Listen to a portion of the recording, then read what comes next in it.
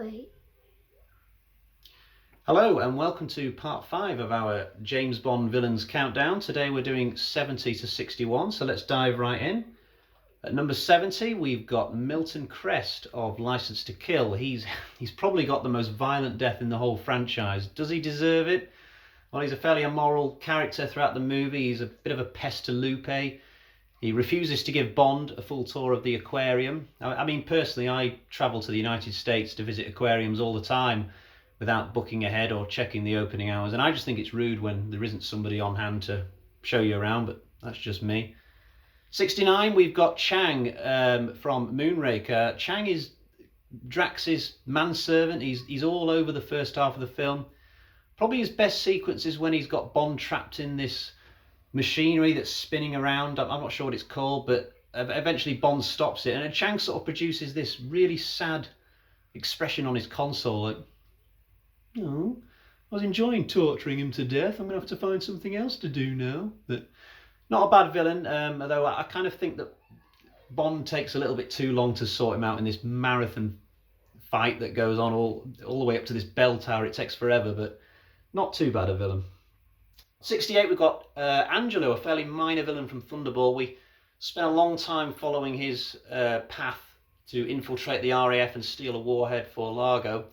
Unfortunately, he tries to blackmail Blofeld, and that's the reason why he's left to drown. But I sort of enjoy his journey, and I kind of feel sad for him when he dies.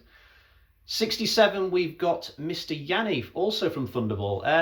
Yanni's an interesting character in that the writers seem to forget about him a lot during the movie. There's one scene where Largo has got Vargas and Yanni, and he's introducing Vargas to Bond, but he just doesn't introduce Yanni to Bond. It reminds me of some house parties I've been to, actually. But and then there's another mystery near the end of the film where Yanni literally just disappears. I've got a theory that maybe he was one of the divers who gets killed in the underwater battle, but we don't know for sure. And I think it's that sense of mystery that has Yanni quite high up on this list for me. 66, we have Cronstein from Russia with Love, the master chess player, strategist, tactician. And we don't have to worry about his plan because he's anticipated every possible counter move, except the one where James Bond might take out the villains, you know. And did he think that maybe the train might be delayed with engineering faults? Or did he think that maybe Red Grant would be ill and not be able to turn up on the day? I think there's a lot of things he didn't quite think through, actually, but maybe that's just me. 65 is Klaus from For Your Eyes Only. Now, we've still got quite a few villains from this film to come, actually. There's a lot of good ones in For Your Eyes Only, and this one is one of Charles Dance's early roles.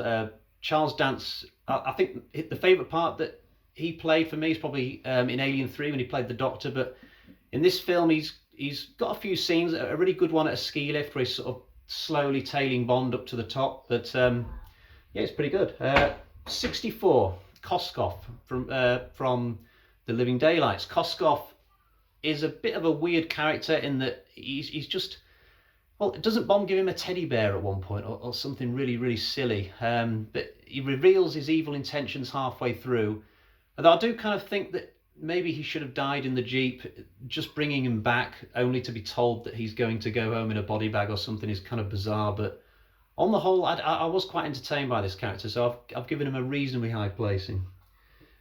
63, Kish. Now, in Goldfinger, it's Goldfinger himself and Oddjob who get all the plaudits as the real evil villains everyone remembers, but this guy was quite bad. I mean, he gasses all these gangsters. That was him. He has a real vicious smile on his face when he handcuffs Bond to that bomb near the end. So, a really bad villain, and he does a really good swan dive, doesn't he, to when Oddjob throws him off the top of the railings thing to his death. So, pretty decent villain. 62, we've got Hans. Doing this list, it's just kind of brought home to me just how many silent villains there are in this series, or near silent villains, and Hans is another one. He has a really good fight with Bond around this piranha pool where he falls victim to his own pets, and it's probably one of the best bits about that film, actually, because it's not one of my favourite ones necessarily. You Only Live Twice. And finally today we have Orlov, if I pronounced it correctly, from GoldenEye. Now, I know my brother's been watching these videos, and I always remember watching this film with my brother.